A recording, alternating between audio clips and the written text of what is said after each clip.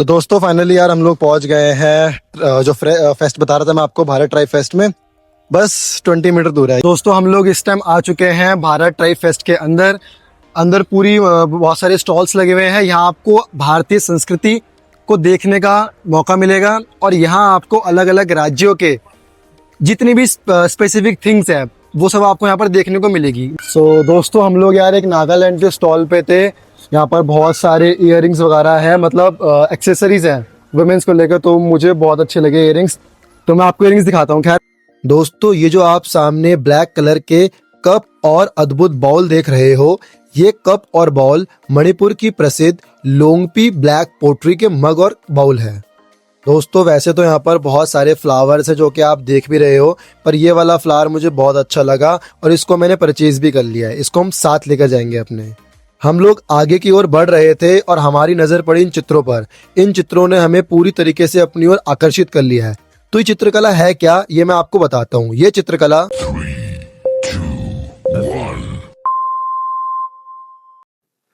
Hello friends, welcome back to my channel the growing life और मैं आपके साथ आपका दोस्त यश वर्धन। होप आप सब लोग ठीक होंगे, अपना और अपने परिवार वालों का ध्यान रख रहे होंगे। तो दोस्तों आप सभी को मेरा नमस्कार। ठीक होंगे आप सब लोग और अपने परिवार वालों का भी ध्यान रख रहे होंगे अपने साथ साथ, क्योंकि परिवार भाई बहुत जरूरी है। तो दिन के बज रहे हैं 2, लेकिन उससे पहले आप बताओ यार मेरी कटिंग कैसी लग रही है। मैंने नई कटिंग कराई है पहली बार, मतलब पहली बार मैंने सोचा कि आप थोड़ी सी हटके कटिंग कराते हैं, तो इस बार मैंने मुलेट कराई है। आप बताना जरूर कटिंग कैसी लग रही है, ठीक है। तो दोस्तों दिन के बज रहे हैं 2 और आज व्लॉग इसलिए लेट स्टार्ट कर रहे हैं, जहां हमें जाना है उस जगह की टाइमिंग थोड़ी लेट है। तो बेसिकली मैं आपको बताया तो हम जा कर रहे हैं। हम लोग जा रहे हैं आज भारत ट्राइब फेस्ट में। आप नाम से समझ गए होंगे, भारत ट्राइब फेस्ट मतलब इंडियन कल्चर को जानने का मौका मिलेगा और अलग अलग ट्राइब एरियाज के, मतलब अलग अलग स्टेट्स के ट्राइब एरियाज जो होंगे, वहाँ की जो स्पेसिफिक थिंग होगी उसको देखने का और जानने का मौका मिलेगा। तो भाई मैं बहुत एक्साइटेड हूँ, मुझे पता है आप लोग भी बहुत एक्साइटेड हो यार। तो ये फेस्ट ना वैसे फिनिश हो गया था, लेकिन इसको ना एक्सटेंड किया गया है। तो मैंने कहा भाई अब एक्सटेंड हो गए तो उसका व्लॉग बनाना बहुत जरूरी है, ताकि हमारी जो परिवार है, यूट्यूब फैमिली है, वो भी फेस्ट तक पहुंच पाए, ठीक है। तो भाई फटाफट टी शर्ट करेंगे चेंज एंड देन कुर्ता पहनेंगे और फिर उसके बाद चलेंगे बाहर की तरफ। 2 भाई और है, साथ में जाएंगे। तो अब मैं आपको सीधा मिलता हूं मेट्रो पे, तो बिना कोई टाइम वेस्ट करे चलते हैं बाहर की तरफ, आइए। तो दोस्तों घर से निकल कर आ गए हम लोग बाहर की तरफ और साथ में 2 भाई आए हैं, तो मिलवाता हूँ। आ जाओ, आओ ना भाई, कहाँ छुपे हो। नमस्ते भाई। नमस्ते भाई, कैसे हो भाई। नमस्ते नमस्ते। बढ़िया भाई। तो भाई अमित तो सोनू आ चुके हैं। पिछली बार सोनू नहीं आया था, पिछले व्लॉग में है क्या, तो आए क्यों था भाई। भाई काम से गया पड़ा था पापा के साथ। तो सोनू भाई पिछले व्लॉग में आ नहीं पाया था और इस व्लॉग में सूरज नहीं है। सूरज भाई रियली मिस यू। एक चीज और भाई, आज सोनू का बर्थडे, तो सोनू भाई हैप्पी बर्थडे यार। थैंक यू भाई। Party they they, thank you. क्या चाहिए, क्या क्या पार्टी चाहिए, पार्टी मिल जाएगी भाई, पार्टी शाम में। पार्टी होगी शाम को भाई, ठीक है। तो तुम लोगों को पता है वैसे हम लोग जा कर रहे हैं।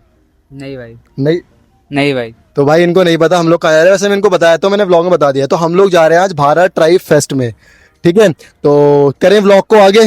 बट भाई सेम एक चीज और, आज ना मौसम बहुत अच्छा हो रहा है यार, हल्की हल्की धूप है लेकिन हवा चल रही है। तो चले भाई फिर। चले भाई। रेडी हो, यस भाई। एक्साइटेड हो, यस भाई। हाउ द जोश। तो भाई चलते सीधा सुंदर नर्सरी, देन फिर वहां से करेंगे व्लॉग को आगे। तो दोस्तों फाइनली यार हम लोग पहुंच गए हैं जो फेस्ट बता रहा था मैं आपको, भारत ट्राइब फेस्ट में। बस 20 मीटर दूर है, ये रही सामने ये सुंदर नर्सरी, बस 20 मीटर दूर है। तो चलेंगे, टिकट परचेज करेंगे, क्योंकि अंदर सुंदर नर्सरी के लिए आपको टिकट लेनी पड़ेगी, ठीक है। टिकट का प्राइस एंड ऑल जितनी भी डिटेल्स होंगी वो मैं आपको व्लॉग के बीच में एंड में, नहीं तो डिस्क्रिप्शन बॉक्स में डाल दूंगा, ठीक है। तो बस आ गए हैं, चलते अंदर की तरफ, फिर करते हैं व्लॉग को आगे। तो दोस्तों हम लोग आ गए हैं सुंदर नर्सरी के अंदर और आप देख सकते हो मैं लग गया हूँ टिकट की लाइन में। मैंने कहा था कि यार अमित और सोनू में से कोई जाओ, पर आज सोनू का बर्थडे था तो मैंने कहा नहीं यार सोनू तू तो मत जा आज। और अमित ने कहा भाई आप हर बार मुझे भेजते हो, तो मैंने कहा चलो यार मैं चलता हूँ टिकट लेने। और मैंने टिकट्स ले लिए हैं, आप सामने देख सकते हो हम तीनों की टिकट मेरे हाथ में।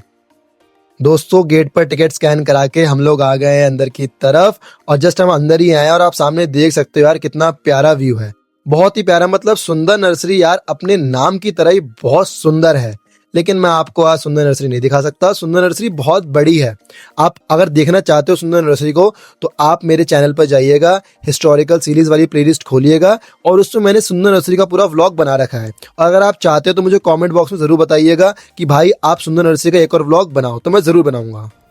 तो दोस्तों हम लोग आ गए हैं सुंदर नर्सरी में मैंने आपको दिखाया भी सुंदर नर्सरी बहुत बड़ी है और बहुत ही सुंदर जगह है। लेकिन यार हम बेसिकली ये व्लॉग हमारा सुंदर नर्सरी का नहीं है, ये व्लॉग है हमारा भारत ट्राई फेस्ट का। हम लोग भारत ट्राई फेस्ट की तरफ ही जा रहे हैं। बट भाई मौसम बहुत अच्छा हो रहा है, आप देख रहे हो थोड़ी थोड़ी धूप भी निकल गई है भाई। भाई मौसम बढ़िया हो रहा है ना। भाई मौसम तो ऐसा हो रहा है कि दिल गार्डन गार्डन हो गया। तो भाई मौसम ऐसा हो रहा है, दिल गार्डन गार्डन हो गया बिल्कुल। तो चलिए यार हम लोग फेस्ट की तरफ जा रहे हैं। फेस्ट में चलते हैं, चीज़ें कवर करेंगे, आपको दिखाएंगे। कुछ चीज़ें नहीं हमें जानने को भी मिलेंगी और कुछ चीज़ें क्या पता पहले से पता हो। तो चलते हैं भाई फेस्ट की तरफ, आइए। तो दोस्तों हम लोग अब आ गए हैं भारत ट्राई फेस्ट के मेन गेट पर। तो मैं आपको ना इस फेस्ट के बारे में थोड़ा बता देता हूँ। जैसे आप सामने की तरफ देख भी सकते हो, यहाँ पर ये जो फेस्ट है ये गवर्नमेंट द्वारा लगाया गया है। बट मैं आपको इस फेस्ट के बारे में थोड़ा बता देता हूँ। तो दोस्तों भारत ट्राई फेस्ट का शुभारंभ मार्च में दिल्ली में हुआ है, ये आपको पता ही है। इसमें देश भर के आदिवासी, कारीगर, उद्यमी और सांस्कृतिक कलाकार आए हैं। जनजातीय सहकारी विपणन विकास संघ द्वारा जनजातीय मामलों के मंत्रालयों के सहयोग से आयोजित यह महोत्सव सुंदर नर्सरी में आयोजित किया गया है, जो कि मैंने आपको पहले बता चुका हूँ।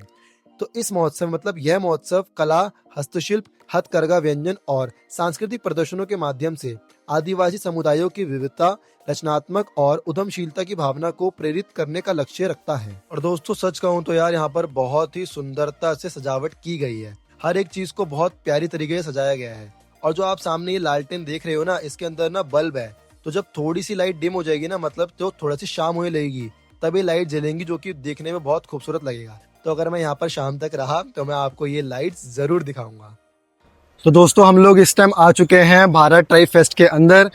अंदर पूरी बहुत सारे स्टॉल्स लगे हुए हैं। यहाँ आपको भारतीय संस्कृति को देखने का मौका मिलेगा और यहाँ आपको अलग अलग राज्यों के जितनी भी स्पेसिफिक थिंग्स है वो सब आपको यहाँ पर देखने को मिलेगी। मतलब ट्राइब से रिलेटेड अलग अलग स्टेट्स, नॉर्थ ईस्ट की बात करूँ, चाहे मैं वेस्ट बंगाल की बात करूँ, महाराष्ट्र, मतलब अलग अलग स्टेट की जो जो स्पेसिफिक थिंग्स होंगी वो सब आपको यहाँ पर देखने को मिलेंगे। तो यहाँ पर एक एक स्टॉल्स है, मैं आपको सब स्टॉल्स भी दिखाऊंगा। कुछ चीज़ अच्छी लगेगी तो उसको हम परचेज भी कर लेंगे, ठीक है। तो बिना कोई टाइम वेस्ट करे चलते सीधे अंदर फेस्ट के अंदर, आपको चीज़ दिखाते हैं और ब्लॉग को करते हैं आगे। दोस्तों अंदर जाने से पहले मैं आपको एक उपकरण दिखाना चाहता हूं, जो कि मेरे जस्ट पीछे था। आप सामने की तरफ देख सकते हो। जो आप सामने उपकरण देख रहे हो, यह उपकरण एक हथकरघा है, जिसका उपयोग कपड़ा बुनने के लिए किया जाता है। इसके सांस्कृतिक महत्व की बात करें तो यह हथकरघा बुनाई सिर्फ कपड़ा बनाने की एक विधि नहीं है, यह एक समृद्ध सांस्कृतिक विरासत है जो पीढ़ियों के शिल्प कौशल को दर्शाती है। भारत के स्वतंत्रता संग्राम में भी इसका विशेष महत्व रहा है। स्वदेशी आंदोलन के दौरान विदेशी वस्तुओं के बहिष्कार के लिए खादी और हथकरघा उद्योग को बढ़ावा दिया गया था। दोस्तों करघे की बात करूं तो इस करघे पर एक पैडल को दबाने से शेफ्ट ऊपर उठते हैं, जिससे शेड यानी धागों के बीच का स्थान बनता है। शेड धागों को अलग करता है, जिससे शटल को बीच से गुजारा जा सकता है और शटल को पास करने के बाद धागों को बीटर की मदद से अपनी जगह पर व्यवस्थित किया जाता है। तो दोस्तों मैंने आपको करघे के बारे में बता दिया, अब चलते हैं अंदर की तरफ। तो दोस्तों हम लोग आ गए हैं फेस्ट में अंदर की तरफ, जहाँ पर स्टॉल्स लगे हुए हैं। आप मेरे राइट और लेफ्ट हैंड साइड पर स्टॉल्स देख सकते हो अलग अलग स्टेज के। दोस्तों एक चीज और जो मुझे स्टार्टिंग में बतानी चाहिए थी पर मैं भूल गया, तो मैं अब बता देता हूँ। तो जो टूरिस्ट लोग होंगे, मतलब जो लोग यहाँ पर घूमने आएंगे, वो फॉरेस्ट टू प्लेट पहल के तहत आदिवासी व्यंजनों का अनुभव भी कर सकेंगे, जिसमें 120 खाद्य प्रदर्शक भाग लेंगे। साथ ही साथ पारंपरिक तकनीकों को प्रदर्शित करने वाले 17 लाइव शिल्प प्रदर्शन भी यहाँ पर होंगे। तो दोस्तों अब चलते हैं सीधा स्टॉल्स की तरफ। दोस्तों सबसे पहले हम लोग आए हैं तमिलनाडु के एक स्टॉल पर, जो कि आप सामने देख सकते हो। अब आपको सामने एक चित्रकला दिख रही होगी, तो मैं आपको उसके बारे में बताता हूँ, ठीक है दोस्तों। आप जो सामने चित्रकला देख रहे हो, यह कुरुम्बा जनजातीय चित्रकला है। यह चित्रकला तमिलनाडु, केरल और कर्नाटक की नीलगिरी पहाड़ियों में रहने वाली कुरुम्बा जनजाति द्वारा की जाने वाली लगभग 3000 वर्ष पुरानी एक प्रागैतिहासिक कला है। यह पेंटिंग मुख्य रूप से जंगलों के दृश्यों, दैनिक जीवन अनुष्ठानों और प्रकृति केंद्रित संस्कृति को दर्शाती है। इस चित्रकला की मुख्य विशेषता की बात करें तो इसमें स्थानीय रूप से प्राप्त प्राकृतिक रंगों का उपयोग किया जाता है, जैसे पत्तों का हरा रंग, मिट्टी का लाल और सफेद रंग और पेड़ों की छाल का काला रंग। इसकी कलात्मक शैली की बात करें तो इसमें साधारण रेखीय आकृतियां, बिंदु और ज्यामितीय पैटर्न का उपयोग किया जाता है। सांस्कृतिक महत्व की बात करें तो यह चित्रकला कुरुम्बा जनजाति के विशेष रूप से कमजोर जनजातीय समूह के सांस्कृतिक ज्ञान और परंपराओं को संरक्षित करने का माध्यम है। दोस्तों जेन्युइनली यार ये चित्रकला बहुत यूनिक है, मतलब आपको इसके बारे में जरूर पढ़ना चाहिए। मैं तो ये कहूंगा कि भाई इस चित्रकला के बारे में पढ़ो। तो कदमों को बढ़ाते हैं आगे की तरफ और चलते हैं अगले स्टॉल पर। तो दोस्तों हम लोग आ गए हैं अब लद्दाख वाले स्टॉल पर और आप सामने देख सकते हो कुछ बर्तन रखे हुए हैं, कुछ बर्तन और कुछ छल्ले रखे हुए हैं। तो ये दो धातु के हैं, एक तांबा और एक पीतल। पीतल आपको पता है कि तांबा और जस्ते का मिश्रित धातु होता है, मतलब इन दोनों को मिलकर बनाया जाता है। आप सामने की तरफ देखिए, उधर चमचे रखे हुए हैं और सामने वो जो आप रबड़ लगे हुए पॉलिथीन में देख रहे हो ना, वो वाले फ्लैग्स जो हम बुलेट बाइक में लगाते हैं आगे, वो वाले। उधर की चेन्स भी हैं और साइड में एक छल्ले रखे हुए हैं तांबे के, मतलब एक बाउल में एक तांबे के छल्ले रखे हुए हैं। तो यार मेरे को तांबे का छल्ला लेना भी था, तो मैंने इनमें से एक तांबे का छल्ला लिया भी है। और सच कहूँ तो भाई उस छल्ले को ढूंढते ढूंढते इतना टाइम लग गया, मतलब मेरी फिंगर के लिए फिट नहीं आ पा रहा था यार, या तो ज्यादा बड़ा था या तो बहुत ही ज्यादा छोटा था। बट फाइनली यार 15 मिनट ढूंढने के बाद मुझे छल्ला मिल गया। एक्चुअली से बताऊं मुझे छल्ला लेना भी था, बट मुझे जाने का टाइम नहीं मिल पा रहा था। अब मैंने कहा यार यहाँ सामने दिख गया तो यहीं से ले लेते हैं फिर। तो दोस्तों इसी स्टॉल पर आप सामने की तरफ देख सकते हो ड्रेस और स्टोल। मैंने इनसे पूछा, मतलब यहाँ एक लेडी बैठी हुई है, तो मैंने इनसे पूछा था कि ये क्या है। तो उन्होंने बताया कि ये ड्रेस लद्दाख के स्थानीय लोग पहनते हैं, जो कि देखने में काफी अच्छी भी लग रही है। तो दोस्तों अब चलते हैं आगे की तरफ, ब्लॉग को करते हैं आगे और मिलते हैं आपसे अगले स्टॉल पर। तो दोस्तों लद्दाख वाले स्टॉल जहाँ से हमने एक छल्ला परचेज किया है, जस्ट उसके सामने ही एक स्टॉल है मणिपुर का। और जेन्युइनली यहाँ जो चीज रखी है वो मुझे बहुत यूनिक लगी है। कैमरे को लेके जाते हैं थोड़ा पास और फिर आपको भी दिखाते हैं। तो दोस्तों हम लोग आ गए हैं बिल्कुल स्टॉल के करीब और ये जो आप सामने कप और बाउल देख रहे हो, ये कप और बाउल मणिपुर की प्रसिद्ध लोंगपी ब्लैक पोट्री के कप और बाउल है। दोस्तों यह मग पिसी हुई काली स्प्रेटाइन पत्थर और एक विशेष भूरी मिट्टी के मिश्रण से बनाए जाते हैं, जो केवल लोंगपी गांव में पाई जाती है। इन मग को हाथ से आकार दिया जाता है और फिर बॉनफायर में पकाया जाता है। इन्हें कुम्हार के चाक पर नहीं बनाया जाता। इसके रंग और चमक की बात करें तो इसका काला रंग रिडक्शन फायरिंग का परिणाम है, जबकि फायरिंग के ठीक बाद स्थानीय पेड़ की पत्तियों से पॉलिश करने पर इन्हें यह सुंदर चमक मिलती है। इसके हैंडल की बात करें तो इनके हैंडल पर बेंत की रस्सी लिपटी होती है। ये बर्तन डिश वॉशर सुरक्षित और भोजन के लिए सुरक्षित होते हैं। दोस्तों सच बताऊं तो यह भारत की एक पारंपरिक और विरासत शिल्प कला है। दोस्तों मुझे तो ये कप और बाउल बहुत बढ़िया लगे। आप भी मुझे कमेंट बॉक्स में बताना कि आपको ये कैसे लगे। तो चलिए यार चलते हैं अगले स्टॉल की तरफ और करते हैं व्लॉग को आगे। सो दोस्तों हम लोग यार एक नागालैंड के स्टॉल पे थे। यहाँ पर बहुत सारे इयररिंग्स वगैरह हैं, मतलब एक्सेसरीज हैं वुमेन्स को लेकर, तो मुझे बहुत अच्छे लगे इयररिंग्स। तो मैं आपको इयररिंग्स दिखाता हूँ। खैर मैंने भी एक परचेज करे हैं, पर मैं आपको पहले दिखाता हूँ एंड जो मैंने परचेज करे फिर मैं आपको वो दिखाऊंगा, ठीक है।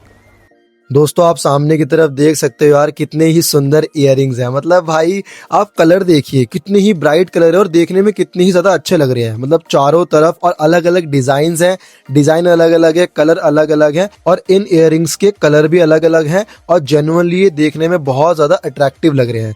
इस स्टॉल पर ना बहुत सारी चीजें हैं, तो मैं आपको बाकी चीज भी दिखाता हूँ। दोस्तों इयररिंग्स के जस्ट साइड में ही ये सुंदर सुंदर नेकलेसेस रखे हुए हैं। और मैं एक खास बात आपको और बताता हूँ, यहाँ एक मैम बैठी हुई है, वो इन नेकलेसेस को अपने हाथ से बना रही है ऑन द स्पॉट। मतलब भाई बहुत मेहनत लग रही है इसको बनाने में यार। एक एक मोती को पिरोया जा रहा है बहुत अच्छी तरीके से। और डिजाइन देखो आप, कितना ही सुंदर डिजाइन बनाया हुआ है भाई। जेन्युइनली यार मेरे को ये नेकलेसेस बहुत अच्छे लगे। और मैंने इनसे पूछा भी तो मैम ने बताया कि जो नागालैंड की वुमेन होती हैं, वो जो वहाँ की स्पेशल ड्रेस होती है उनके ऊपर इन नेकलेसेस को वियर करती हैं। और आप देख सकते हो यार सामने की तरफ पांचों नेकलेसेस कितने ही ज्यादा खूबसूरत लग रहे हैं, अलग अलग कलर के, और पांचों में अलग अलग डिजाइन भी है। तो दोस्तों आप सामने की तरफ देख सकते हो इसी स्टॉल पर ड्रेसेस, और ये वही ड्रेसेस जिनके बारे में मैम ने हमें बताया था कि इन्हीं ड्रेसेस पर वो जो नेकलेस थे वो वियर करे जाते हैं। चलो मैं आपके लिए एक क्वेश्चन छोड़ के जाता हूँ इस व्लॉग में, आप मुझे कमेंट बॉक्स में उसका आंसर जरूर देना। आप मुझे ये बताना कि इन ड्रेसेस को बोलते क्या है। तो दोस्तों यार बस हम इस स्टॉल को अलविदा कह ही रहे थे, लेकिन मेरी नजर यहाँ पर इन मालाओं पे और की चेन्स पर पड़ गई। आप देख सकते हो यार कितने ही प्यारे की चेन और कितनी ही प्यारी मालाएं लटक रही हैं। तो मैंने कहा यार आपको ये भी दिखाई देते हैं, मतलब पूरा स्टॉल कवर ही कर लेते हैं इसको यार। तो आपने ये सब देख लिए हैं, अब चलते हैं अगले स्टॉल की तरफ। दोस्तों जेन्युइनली यार ये फेस्ट बहुत बड़ा है और सच में यहाँ पर बहुत सारे स्टॉल्स हैं। अभी हमने सिर्फ कुछ ही स्टॉल्स एक्सप्लोर करे हैं, पर हमारी पूरी कोशिश रहेगी कि हम ज्यादा से ज्यादा स्टॉल्स को कवर करें। तो दोस्तों एक्सप्लोर करते करते हम लोग आ गए हैं अब असम के स्टॉल पर, और आप सामने देख सकते हो वहाँ पर कितने ही सुंदर गुलदस्ते रखे हुए हैं। और भाई सच कहूँ तो ऐसा लग रहा है कि वो फ्लावर्स ना मुझे बुला रहे हैं अपने पास कि यश भाई जल्दी आओ यार मेरे पास। तो भाई चलो फ्लावर बुला रहे हैं, फ्लावर्स को मना नहीं कर सकते, चलते हैं स्टॉल के पास। दोस्तों आप सामने स्टॉल पर ये सुंदर सुंदर फूल देख सकते हो। ये वाले जो फूल हैं ये आर्टिफिशियल फ्लावर हैं, तो इसके बारे में आपको बताऊंगा। लेकिन जो आप साइड में देख रहे हो जो गुलदस्ते में रखे हुए हैं फूल, ये भाई नेचुरल फूल हैं। तो इन फूलों के बारे में मैं आपको कुछ बता देता हूँ। यह फूल संभवत लिमोनियम सिनुआटम है, जिन्हें आमतौर पर स्टैटिस या सी लेवेंडर के नाम से भी जाना जाता है। ये सूखे हुए फूल हैं जो गुलदस्ते और सजावट में बहुत लोकप्रिय हैं। दोस्तों इनके रंग की बात करूं तो यह फूल बैंगनी, सफेद, पीले और गुलाबी सहित विभिन्न रंगों में होते हैं। यह अपने जीवंत रंगों को सूखने के बाद भी लंबे समय तक बनाए रखते हैं, जिससे वह सूखे फूलों की व्यवस्था के लिए एक आदर्श विकल्प बन जाते हैं। इनकी विशेषता यह है कि यह अपनी नाजुक उपस्थिति के बावजूद यह फूल बहुत टिकाऊ होते हैं और ताजे और सूखे दोनों रूप में लंबे समय तक चलते भी हैं। दोस्तों अब जो आप सामने मेरे हाथ में आर्टिफिशियल फ्लावर देख रहे हो, ये फ्लावर लगा है मुझे बहुत बढ़िया, और ये फ्लावर मैंने परचेज भी कर लिया है। ये फ्लावर ना मतलब वूल से बनाया गया है, पर मुझे इसका एक्चुअल नेम नहीं पता। तो अगर आपको इसका नेम पता हो तो मुझे कमेंट बॉक्स में ज़रूर बताना। तो दोस्तों कदमों की रफ्तार को बढ़ाकर और समय के पीछे चलकर हम लोग आ गए हैं अगले स्टॉल की तरफ। आप सामने देख सकते हो भाई, ये स्टॉल पूरा चित्रकला के ऊपर है। तो आपको इस चित्रकला के बारे में थोड़ा कुछ बता देते हैं। तो दोस्तों अब जो आप सामने चित्रकला देख रहे हो, यह चित्रकला गोंड कला का एक उदाहरण है, जो भारत की सबसे बड़ी जनजातियां में से एक गोंड जनजाति की एक प्रसिद्ध पारंपरिक लोक कला है। यह कला मुख्य रूप से मध्य प्रदेश और छत्तीसगढ़ सहित मध्य भारत के क्षेत्रों में बहुत प्रचलित है। दोस्तों इस कला के शाब्दिक अर्थ गोंड की बात करें तो गोंड शब्द द्रविड़ भाषा के कोड शब्द से आया है, जिसका अर्थ है हरा पर्वत। इसकी शैली और तकनीक की बात करें तो गोंड कला की एक विशिष्ट विशेषता बड़ी आकृतियों को भरने के लिए बिंदुओं और रेखाओं को उपयोग करके बनाए गए जटिल पैटर्न है। इसमें प्रत्येक कलाकार की अपनी अनूठी शैली और पैटर्न होते हैं। इसकी विषय वस्तु पर आते हैं। इसकी विषय वस्तु की बात करें तो इन चित्रों में अक्सर प्रकृति, पशु पक्षी, पौराणिक कथाएं और रोजमर्रा की जिंदगी के दृश्य दर्शाए जाते हैं। इन चित्रों में दिखाए गए जानवर और पेड़ प्रकृति के साथ गोंड समुदाय के गहरे संबंध को दर्शाते हैं। पारंपरिक रूप से गोंड पेंटिंग गाय के गोबर, विभिन्न प्रकार की मिट्टी, पौधों के रस और लकड़ी के कोयले जैसे प्राकृतिक रंगों से बनाई जाती है, पर आजकल कलाकार इसको बनाने के लिए एक्रेलिक जैसे सिंथेटिक रंगों का भी उपयोग करते हैं। दोस्तों सांस्कृतिक महत्व की बात करूं तो गोंड कलाकार सम्मानित कथाकार भी होते थे, जो गीतों और चित्रों के माध्यम से अपनी लोक कथाओं और संस्कृति को अगली पीढ़ी तक पहुंचाते थे। सच कहूं ना यार, मैंने ना कभी पेंटिंग नहीं की, मतलब बचपन में करते थे बहुत, बट बड़े हो गए कभी पेंटिंग नहीं की। पर भाई इन फेस्टों में आके ना मुझे चित्रकला से बहुत ज्यादा प्रेम हो जाता है। तो दोस्तों अब चलते हैं आगे की तरफ नेक्स्ट स्टॉल पर। दोस्तों आगे की तरफ चलकर हम लोग आ गए हैं एक स्टॉल पर, जो कि है उड़ीसा का। आप इस स्टॉल पर सामने देख सकते हो कितनी सारी शॉल रखी हुई हैं, जो देखने में बहुत ज्यादा सुंदर भी लग रही हैं। आप इन शॉल के कलर देखिए यार, मतलब कितने ही ब्राइट कलर और कितने ही खिलकर आ रहे हैं शॉल के कलर। सभी के कलर बहुत ज्यादा प्यारे हैं। यहाँ पर कुछ साड़ियाँ भी है, मैं आपको साड़ियाँ दिखाता हूँ। दोस्तों आप देख सकते हो सामने की तरफ सुंदर और रंग बिरंगी साड़ियाँ। मैं आपको इन साड़ियों के बारे में कुछ बता देता हूँ। तो दोस्तों यह साड़ियाँ मुख्य रूप से प्रीमियम कॉटन, सिल्क और मलमल जैसे प्राकृतिक रेशों से बनाई जाती हैं, जिसमें कोई कृत्रिम फाइबर इस्तेमाल नहीं होता। इसकी बुनाई और शैली की बात करें तो यह साड़ियाँ कुशल कारीगरों द्वारा हाथ से बुनी जाती हैं। तो आप सोच सकते हो यार इसमें कितनी ही ज्यादा मेहनत लगती होगी। इसमें जामदानी रूपांकन, ब्लॉक प्रिंट और जटिल कढ़ाई जैसे काम शामिल हैं। कुछ साड़ियों में जरी बॉर्डर भी है, जो इन्हें खास अवसरों के लिए उपयुक्त बनाता है। ये साड़ियाँ पारंपरिक, कलात्मक और समकालीन लालित्य का एक अनूठा मिश्रण पेश करती हैं। और दोस्तों जनरली यार ये साड़ियाँ देखने में बहुत ही ज्यादा सुंदर लग रही हैं। तो दोस्तों यार हम लोग अब एक जगह बैठ गए हैं, क्योंकि पैर बहुत थक गए थे। आपने देखा होगा पूरा फेस्ट बड़ा है काफ़ी। मैंने आपको काफ़ी सारी चीज़ें दिखाई जो मुझे बहुत यूनिक लगी, जो मैंने पहली बार देखी थी। तो सबसे पहले मैं अमित से पूछूंगा, अमित को फेस्ट कैसा लगा? अमित के कॉलर पर माइक लगा हुआ है, तो अमित भाई कैसा लगा फेस्ट आपको? तो गाइस मेरे को तो बहुत अच्छा लगा यहाँ पर आके, और मैंने एक चीज यहाँ परचेस भी करी है, देखो। बहुत बढ़िया। ये नहीं बताऊंगा किसके लिए करी है, बट करी है। मजा आया बहुत भाई, बहुत बहुत अच्छी जगह है। मैं बोलूंगा आप भी यहाँ पर आके देखो। और इन्होंने पता मेरा मतलब एक जगह एक स्टॉल पे मुझे खुद लेकर गया था, एक पेंटिंग वाला स्टॉल था मध्य प्रदेश का। उसने दिखाया भाई देखो कितनी सुंदर सुंदर पेंटिंग है, जिसमें ऊपर कपड़ों की पेंटिंग हो रही थी। हाँ। वो मुझे बहुत यूनिक लगा, बहुत अच्छा लगा। और नागालैंड वाले स्टॉल पे गए थे, वहाँ पर ब्लैक स्टोन्स के कप और बाउल्स थे, वो भी मुझे बहुत बढ़िया लगे। बताऊंगा काफी सारी चीज। अब सोनू से पूछना चाहूंगा, सोनू को माइक दो, सोनू से कोई चाहूंगा, सोनू कैसा लगा आपको? भाई बहुत ही अच्छा लगा, मतलब इतने सारे राज्यों की अलग अलग चीजें देखी, सारा कुछ देखा। काफी सारी चीजें देखी, हाँ मतलब भाई। अलग अलग चीजें, यूनिक चीजें, काफी सारी चीजें देखी। मजा आया? बहुत भाई। पर- एक तो मौसम, मौसम भी अच्छा हो गया है ना? हाँ भाई, दिल गार्डन गार्डन कर दिया इसने तो। और सोनू का आज बर्थडे भी है, ऐसे देख लो सोनू आज थोड़ा खुश खुश लग रहा है। सोनू को विश कर देना भाई। तो भाई- मजा आया बल्कि बढ़िया वाला। बहुत भाई। तो दोस्तों यार काफी मजा आया, अमित को भी बहुत अच्छा लगा, सोनू को भी बहुत अच्छा लगा, ऐसे दोनों ने बताया। और सोनू ने कहा मौसम बहुत अच्छा हो रहा है। जनरली यार आज पता नहीं भगवान मेहरबान हुए थे हम पे। जब भी हम व्लॉग बनाने चलते हैं ना, मैं घर से प्रे करके आता हूँ कि भगवान प्लीज मौसम अच्छा कर देना, और मौसम इतना बेहतरीन हो चुका है। तो बहुत सारी चीजें देखने को मिली यहाँ पर यार, जैसे कि मैं नागालैंड वाले स्टॉल पर गया, वहाँ पर काफी सारी एक्सेसरीज देखी हमने, क्लोथ्स देखे, मतलब उनके ट्राइब के अपने। और फिर उसके बाद हम लद्दाख वाले स्टॉल पर गए, जहाँ पर हमने कॉपर से रिलेटेड मतलब यूटेंसिल्स देखे हमने, कॉपर के स्पून, बाउल। मैंने वहाँ से एक छल्ला भी लिया था तांबे का। और जैसे कि अमित ने बताया, ये हमने कहाँ से लिया था? हमने असम वाले स्टॉल से लिया था, है ना? ये मतलब हैंडमेड फ्लावर है, जो कि मेरे को बहुत अच्छा लगा था, यूनिक। मतलब ये वूल से बनाया गया, आप देख सकते हो। तो मेरे को बहुत अच्छा लगा, इसलिए हमने इसको परचेज करा, मतलब अमित ने इसको परचेज करा, है ना? तो अमित ने इसको परचेज करा। गाइस एक चीज बोलना चाहूंगा, भाई बता नहीं रहे। 1 मिनट, अब बोलो। तो भाई ने किसी के लिए इयररिंग्स लिए। नहीं नहीं, मजाक करा। इयररिंग्स लिए, बट मैंने लिए, वो सोनू ने लिए हैं। चलो चलो, वो टॉपिक अलग है, वो बाद में करेंगे, ठीक है? हाँ, मतलब नागालैंड वाले स्टॉल से हमने इयररिंग्स भी लिए, बहुत अच्छे लगे थे, बहुत यूनिक लगे थे मेरे को। तो ओवरऑल बात करो तो यार बहुत अच्छा फेस्ट है, आप भी यहाँ पर आना। अब बात करते हैं डिटेल्स की। डिटेल्स कैसे आओगे? ये फेस्ट जो लगा हुआ है, ये कहाँ लगा हुआ है? ये लगा पड़ा आपका सुंदर नर्सरी। और अमित सुंदर नर्सरी पहली बार आया है ना? Yes guys. सोनू आप भी पहली बार आए हो? हाँ भाई। तो ये दोनों सुंदर नर्सरी पहली बार आए हैं। तो ये जो फेस्ट है, ये लगा हुआ है सुंदर नर्सरी में। फेस्ट की कोई टिकट नहीं है, बट आपको सुंदर नर्सरी की टिकट परचेज करनी पड़ेगी, जो कि 50 रुपीज। जिसका प्राइस क्या है? 50 रुपीज प्राइस है, जो कि आपको सुंदर नर्सरी की टिकट परचेज करनी पड़ेगी। उसमें आप सुंदर नर्सरी भी एक्सप्लोर कर सकते हो, अगर आप पहली बार आ रहे हो तो। नहीं तो आप सीधा आना, मेन गेट से अंदर की तरफ आना, वहां से राइट होना, वहां पर आपको भारत ट्राइब फेस्ट BTF दिख जाएगा। तो मैंने आपको लोकेशन तो बता दी है। डेज भाई जल्दी आना, क्योंकि 5 तारीख को ये लास्ट है, ये एक्सटेंड हुआ है, इसलिए हम भी अब घूमने आए हैं। तो 5 तारीख को लास्ट है, पता नहीं एक्सटेंड होगा नहीं होगा, बट हाँ 5 तारीख से पहले पहले आ जाना। अब बात करते हैं टाइमिंग की। टाइमिंग इसकी है सुबह 11 बजे से शाम को 8 बजे तक की। 8 या 10 बजे तक के अप्रॉक्स, के बाद आप 8 लास्ट मान के चलना, और सुबह हो गया 11 बजे ओपन। तो मैंने आपको सारी चीजें बता दी हैं, डेज बता दिए, टाइमिंग बता दी, लोकेशन बता दी। तो भाई ब्लॉग को करते इसी के साथ एंड। कुछ बोलना है आपको?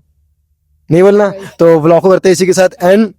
होप आप लोगों को व्लॉग अच्छा लगा होगा। अगर व्लॉग अच्छा लगा तो व्लॉग को लाइक कीजिएगा, कमेंट कीजिएगा, शेयर कीजिएगा, और चैनल को सब्सक्राइब करना मत भूलिएगा। मिलते हैं अगले व्लॉग में नई जगह के साथ, एक नए आनंद के साथ।